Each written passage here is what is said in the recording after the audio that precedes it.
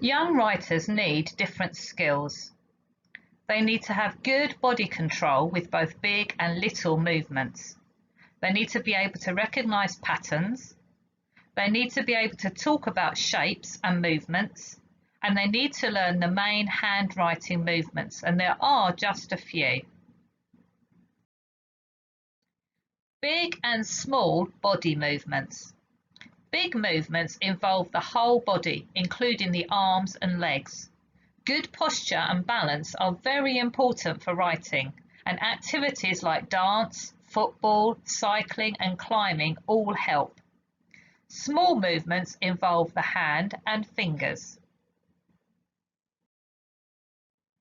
So here are some pre-writing activities with big movements. Going round and round, jumping up and sliding down, making long, slow movements, making quick, jumpy movements, talking about the movements, and making large movements in the air using your whole arm, for example, swirling ribbons. And when you do that, make sure you're using both sides of the body. So starting off, we can work on developing letter shapes with big movements. So writing in the air with both hands, making the letter shapes, making letter shapes in sand or shaving foam. Use the read, write, ink phrase for each letter. So for example, when you're making in the air the letter C, use the phrase curl around the caterpillar. And for L, down the long leg. And you can also have a go at writing letters with your eyes closed, and that helps you to remember the shape. Here's the read, write, ink chart, and you're going to get a copy of that.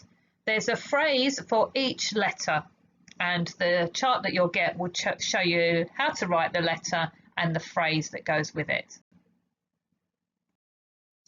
So to help with developing control, here are some more ideas. You can get involved in chopping and peeling food. So look at the great control you need to take the peas out of the pod. You can act out finger rhymes. You can play with small construction toys, so that's something like Lego.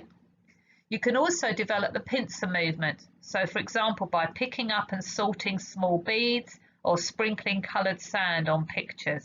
So anything that involves that fine control.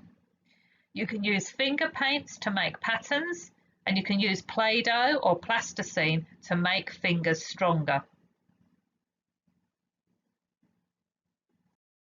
The grip. It is important to encourage children to use the right grip. They should be holding pens and pencils with a comfortable grip that gives good control.